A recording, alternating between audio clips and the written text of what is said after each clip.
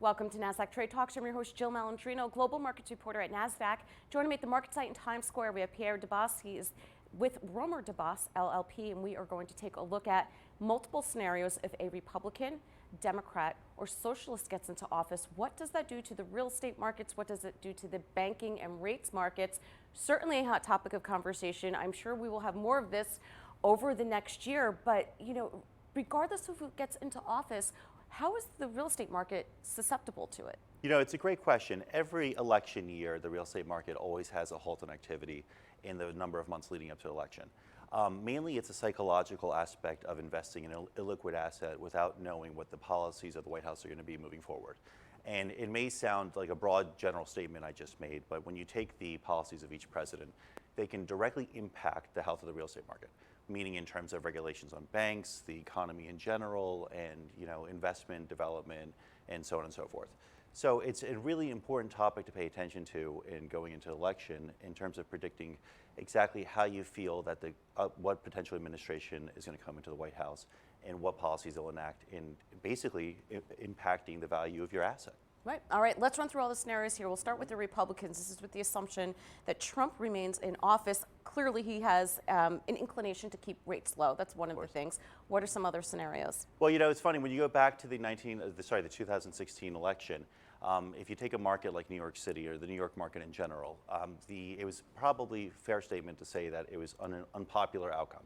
And we had here basically a halt in activity like I was describing. But if you look at the SALT states were severely impacted by tax reform and Trump's policies. But on the flip side, you have a lot of positive factors that took place, such as interest rates being now at a 3-year low. Just yesterday, the Fed decided to reduce rates to 1.5 to 1.75 yet again. And you have unemployment. Today's stats came out at 3.6%, which is maintaining a 50-year low. And the S&P broke a record this week in terms of its all-time high. These are all fundamental factors which are very positive for the real estate market in general. So when you look at a president's impact on the market, here we just described one extreme negative with respect to the tax reform and the SALT states, and fundamental factors which are direct correlation to the current policy of the White House. Yeah, but that's also why you're seeing an exodus of people leaving SALT states like California, like New York, and going to areas that are more attractive, such as a Florida or Texas. And I believe Trump put something out today that he's now calling Florida his home state for that reason. Yes, that's in fact true, which is interesting to say the least. That impacts, that trickles down to the state and local economy at some point. Absolutely it does. Here you have the president that's claiming Florida residency, probably primarily to save on state and city income taxes. And you may, could that have a ripple effect on the rest of New York City and what local residents are going to do? That's another thing to take in consideration is that, right now in the high tax states, if taxes were to increase on a federal level or certain policies of, Democrats or Socialists are to be passed, are you going to see an exodus of people from the SALT states going to places like Nashville, Florida, Texas? That's a huge risk that could potentially take place. All right, let's take a look at the Democratic scenario here. Let's say Elizabeth Warren, for example, gets into office. I imagine she's going to put some regulations around the banks. Yeah, she's been very, very vocal about that. She's bringing up the Glass-Steagall Act, where you're separating, basically investment banks from retail banks in a sense. And what happens is that if they're going to start over-regulating the banks won't lend to real estate. Home ownership will decline as a result. And we saw this when the Dodd-Frank Act was passed. So after the financial crisis, I think it's easy to say that the banks needed to have more regulations on them after what we saw with subprime lending, so on and so forth. But now we're finally in the real estate market at a place where lending is at a healthy pace. As a real estate lawyer, we're closing hundreds of commercial residential transactions on an annual basis. And I can see a distinct difference between banks' lending requirements and regulations today versus pre-recession. And we're at a healthy stage today. And if you have a Democrat such as Elizabeth Warren come in and start over-regulating the banks, that's definitely going to lead to a lack of credit in the real estate market. All right, on the flip side, however, they might undo some aspects of tax reform and keep SALT at bay a bit. Which would be great for New York and California in particular. The markets here still have not adjusted to SALT tax reform, to be perfectly honest. Yeah. Especially in the suburbs and outside of New York City. They're still grappling in terms of where the pricing is going to end up being, and that's going to take probably a couple more years to iron out. Yeah. All right. Now, our last scenario here is socialist. This is with the assumption that Bernie Sanders, for example, was to get in.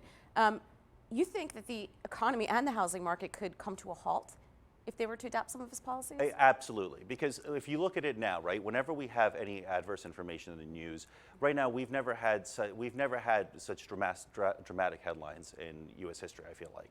And if you're going to have somebody come in the White House of a socialist party, we've never had a socialist in the White House. So we just have to adapt to a whole new philosophy. Absolutely, and how's the economy going to adjust to it? How's the economy going to adjust to that? How's the stock market going to adjust to it? There's so many variables that it would heighten the trepidation to enter into the real estate market more than we already have at the moment.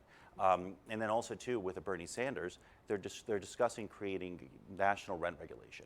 If you have national rent regulation, it's going to suppress rents, which may make renting more appealing than buying. And you already have a situation where millennials are gravitating towards being renters forever, as opposed to saving money and buying in real estate. So that actually can increase that sentiment more moving forward. I also think that's kind of more of a cultural and generational shift as well, where people want to rent, they want to be in the city where they work, they're not spending their time commuting. And in the apartment buildings, even in New York, Jersey City, Hoboken, Brooklyn, the local areas, they're massive high rises. They have their gym, their shopping, their daycare, their communities are all within one spot. Right. I have a feeling that's something that will continue to grow with this generation at least. Yeah, no, that's fair to say. I mean, this generation, people want things immediately at their doorstep, and people want things, we've grown accustomed to everything being delivered to you within seconds. Yeah. And people want everything, every aspect of their life to fall in that category. All right, well, this will certainly be interesting to see how things play out. I have a feeling we'll be having you back. Cool. Thank you so much for joining us at Thanks for having me MarketSite. today. And thank you for joining me on Trade Talks. I'm Jill Malandrino, Global Markets Reporter at Nasdaq.